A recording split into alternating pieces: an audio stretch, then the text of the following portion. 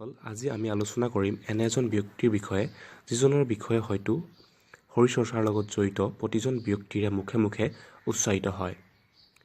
যিজন ব্যক্তি কেৱল মাত্ৰ এজন শৰীৰ চৰ্চাবিদেই নহয়, এজন ভাল অভিনেতা, এজন ভাল ব্যৱসায়ী আৰু এজন ভাল ৰাজনীতিবিদো আছিল। তেন্তে বন্ধুসকল, আজি আমি আলোচনা কৰিবলৈ ওলাইছোঁ শৰীৰ চৰ্চাবিদ আৰ্নল্ড স্কোৱাৰজেনেগাৰৰ বিষয়ে। আৰ্নল্ডৰ জন্ম হয় 1947 চনৰ 31 জুলাইত অষ্ট্ৰিয়াৰ থাল নামৰ ঠাইডোখৰত। আৰ্নল্ডৰ দেউতাক এজন পুলিচ অফিচাৰ আছিল আৰু তেওঁ বহুত কঠোৰ আছিল। তেওঁ আৰ্নল্ডক সৰু সৰু ভুলৰ বাবেই মাৰধৰ কৰিছিল। কেতিয়াবা যদি তেওঁক চুলিত ধৰিছিল, কেতিয়াবা আকৌ বেল্টেৰে পিটিছিল। আৰ্নল্ডৰ দেউতাকে তেওঁক কেতিয়াও ভালদৰে মাতবোল কৰা নাছিল আৰু ভালদৰে কথাও নাপাতিছিল। কিন্তু মাকে আৰ্নল্ডক খুব ভাল পাইছিল। মাকে আৰ্নল্ডক সদায় উৎসাহিত কৰিছিল। ল'ৰালি কালত আৰ্নল্ডে ফুটবল খেলি ভাল পাইছিল আৰু তেওঁ সদায় প্ৰশিক্ষকৰ লগত অনুশীলন কৰিছিল।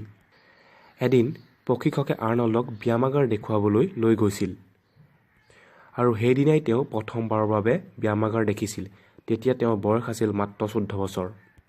ব্যায়ামাগাৰ দেখিয়েই আৰ্নল্ডে ব্যায়াম কৰিবলৈ ইচ্ছা প্ৰকট কৰি দেখুৱালে। তেতিয়া প্ৰশিক্ষকে আৰ্নল্ডক সুধিলে যে তেওঁ ব্যায়াম আৰু ফুটবল দুয়োটাৰ ভিতৰত কোনটো কৰিবলৈ বিচাৰিব। তেতিয়া আৰ্নল্ডে ব্যায়াম কৰিবলৈ বিচাৰিলে। তাৰ পিছত তেওঁ নিয়মীয়াকৈ ঘণ্টা ঘণ্টা জুৰি জিমত পাৰ কৰিবলৈ ধৰিলে আৰু তেওঁ নিয়াৰিকৈ ব্যায়াম কৰিবলৈ ধৰিলে।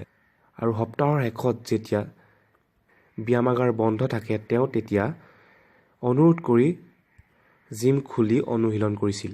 তেওঁ যদি কিবা কাৰণত জিমলৈ যাব পৰা নাছিল, তেওঁ পাগলৰ দৰে হৈছিল।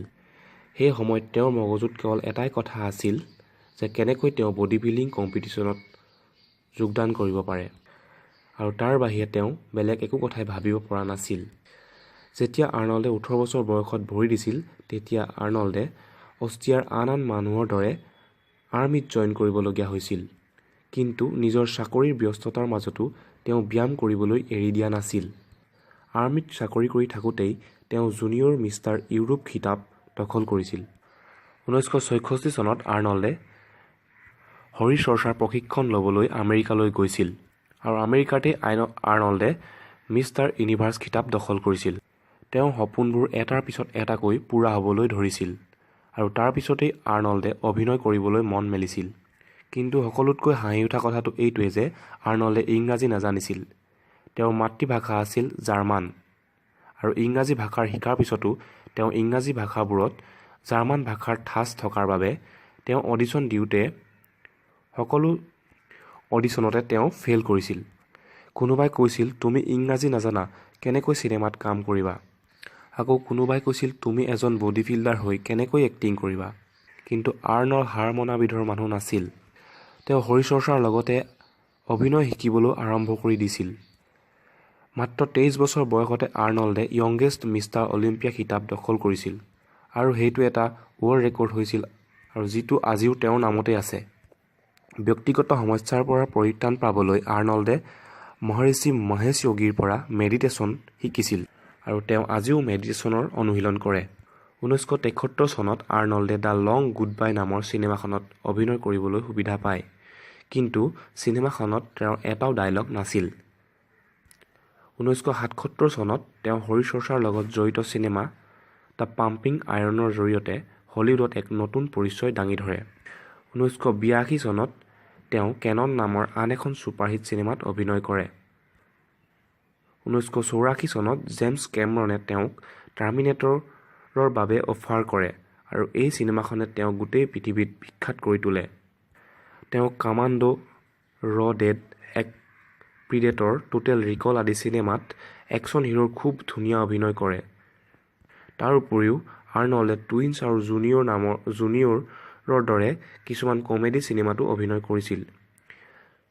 তেওঁ পলিটিক্সতো ইণ্টাৰেষ্ট আছিল আৰু তেওঁ মানুহৰ বাবে কাম কৰিব বিচাৰিছিল। 2003 চনত তেওঁ কেলিফৰ্ণিয়াৰ গভৰ্ণৰ হয়। 8 বছৰীয়া শাসনকালত তেওঁ মানুহৰ বাবে বহুতো ভাল কাম কৰি যায়। আৰ্নল্ডে মেগাজিনৰ কাৰণেও লিখিছিল। তেওঁ নিজৰ জীৱনী টোটেল ৰিকল 2012ত প্ৰকাশ কৰিছিল। তাৰ উপৰিও তেওঁ বডি বিল্ডিঙৰ লগত জড়িত বহুতো কিতাপো লিখিছিল। ব্যক্তিগত জীৱনত আৰ্নল্ডে 1986 চনত মাৰিয়া শ্বিভাৰৰ লগত বিয়াত বহিছিল আৰু 2011 চনত তেওঁলোকৰ ডিভোৰ্চ হৈছিল আৰু তেওঁলোকৰ 5টা সন্তানো আছিল। তেন্তে বন্ধুসকল, আৰ্নল্ডে যদি আন মানুহৰ কথা শুনি তেওঁ নিজৰ কামবোৰ কৰি নগ'লেহেঁতেন, তেওঁক নিশ্চয় সমগ্ৰ বিশ্বই আজি চিনি নেপালেহেঁতেন। গতিকে বন্ধুসকল, সকলো সময়তে সমাজৰ কথা শুনাতকৈ নিজৰ মনৰ কথাও শুনি চাব লাগে। সমাজে ভাল হ'লেও সমালোচনা কৰে আৰু বেয়া হ'লেও সমালোচনা কৰে। গতিকে তোমালোকে যদি নিজৰ মনত কিবা ভাবি ৰাখিছা, সেই উদ্দেশ্য আগত ৰাখি কাম কৰি গ'লে এদিন নিশ্চয় সফলতা পাবলৈ সক্ষম হ'বা। আৰু বন্ধুসকল, মোৰ এই ভিডিঅ'টো যদি তোমালোকৰ ভাল লাগিছে তেন্তে লাইক কৰিবা, কমেণ্ট কৰিবা আৰু ছাবস্ক্ৰাইব কৰিবলৈ নেপাহৰিবা। আজি আমি আলোচনা কৰিম এনে এজন ব্যক্তিৰ বিষয়ে যিজনৰ বিষয়ে হয়তো শৰীৰ চৰ্চাৰ লগত জড়িত প্ৰতিজন ব্যক্তিৰে মুখে মুখে উচ্চাৰিত হয়।